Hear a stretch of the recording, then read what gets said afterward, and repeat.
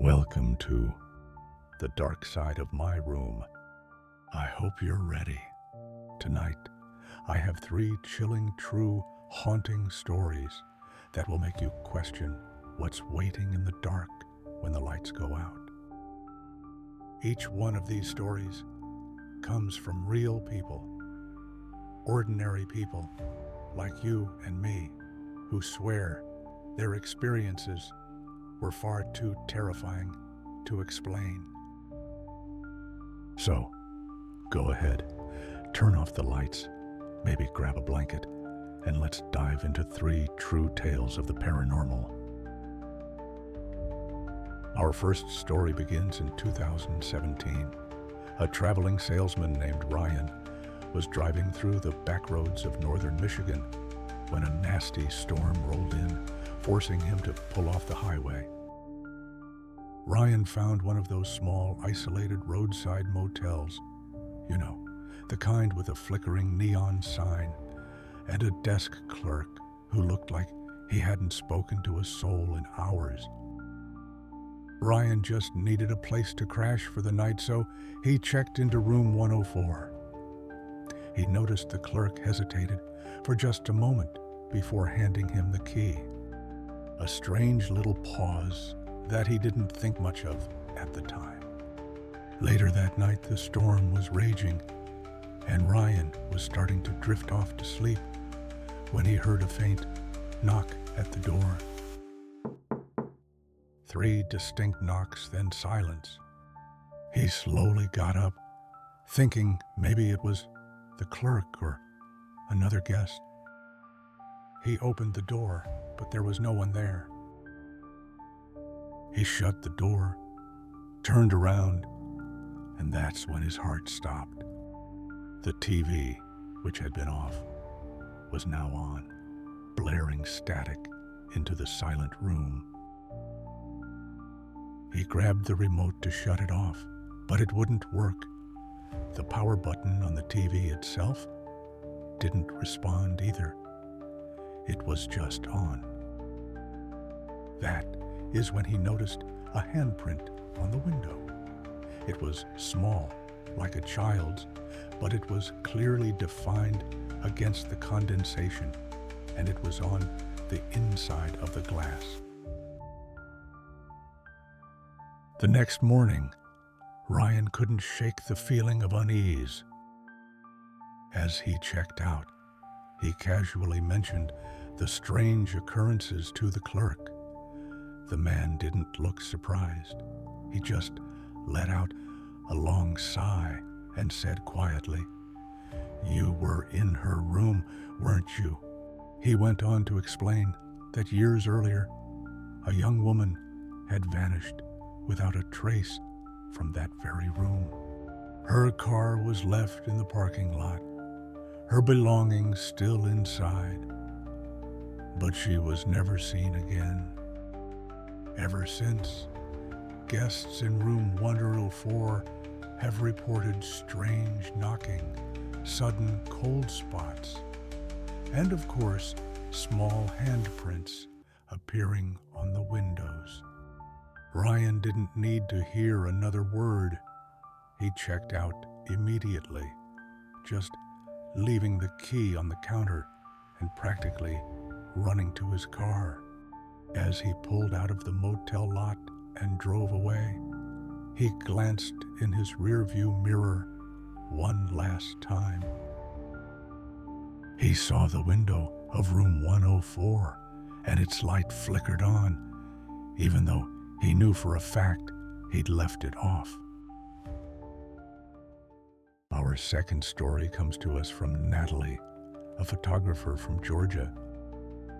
She has a passion for capturing the beauty of decay, which often led her to old historic cemeteries to take atmospheric photos. One quiet afternoon, she stopped at an abandoned graveyard on the edge of town. It was completely overgrown, forgotten by time, and had an eerie stillness to it that was both beautiful and unsettling. As she was setting up her camera, adjusting the lens to frame the perfect shot, she heard a faint sound carried on the breeze. It sounded like someone crying. It was soft, distant, and had the unmistakable sound of a child in distress. Thinking a kid might be lost or hurt, Natalie called out, "Hello, is anyone there? Are you okay?" There was no response, but the quiet sobbing continued, seeming to draw her deeper into the cemetery, away from the road. She followed the sound through the maze of tilted headstones until she reached a small, moss-covered grave marker tucked away under an old oak tree. The inscription was barely legible, but she could just make out the name. Emily Grace, 1902 to 1909. As she read the dates, the crying suddenly stopped. Then silence followed. Just then, her camera, sitting on its tripod a few feet away, made a clicking sound. It had snapped a photo all on its own. Startled, Natalie walked over and looked at the preview screen. The photo was of the headstone she was just looking at, but in the image there was a faint, swirling mist hovering just behind the grave, a mist that wasn't there a second ago, and what looked like the faint outline of a little girl's face, eyes open, staring directly at her. Natalie didn't wait for a second invitation. She grabbed her gear and ran back to her car, her heart pounding in her chest. As she fumbled with her keys, she dared to look back at the cemetery gate. And there, standing just inside, she saw the translucent figure of a young girl in a simple white dress, just watching her leave. A week later, still haunted by what she saw, Natalie convinced a skeptical friend to go back with her. She had to prove she wasn't crazy, but when they arrived and searched, the grave was gone, and no stone with that name was anywhere in the cemetery records. Our final story for tonight takes place in the foggy landscapes of Maine and revolves around a woman named Clara. She inherited an old, antique mirror from her grandmother's estate. It was a beautiful piece, ornate, with carved silver edges, but it had a faint, dark crack running across the bottom corner. Clara remembered that her grandmother had always kept it covered with a heavy cloth, and whenever she asked why, her grandmother would just say, "Some things are best left unseen." At first, Clara just dismissed it as an old superstition and hung the beautiful mirror in her hallway. For a while, everything was normal. Late one night, she passed the mirror and noticed her reflection wasn't moving in sync. When she turned her head, her reflection stayed still, staring at her. She tried to rationalize it. A trick of the light, her mind playing games. But it kept happening. The next morning, she tried to remove the mirror, but it was heavier than it should have been. She had to call a friend over to help. Together, they lifted it, and the glass cracked. Except when the shards hit the ground, they didn't scatter. They stayed perfectly still, like they were frozen in time.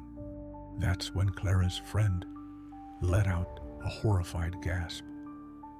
Each broken shard, big and small, wasn't reflecting her or her friend.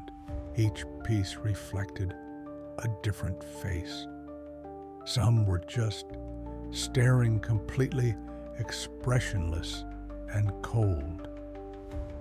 Terrified, they quickly gathered the pieces, covered them with a blanket, and hid them away in the attic, not knowing what else to do. It was the last straw for Clara.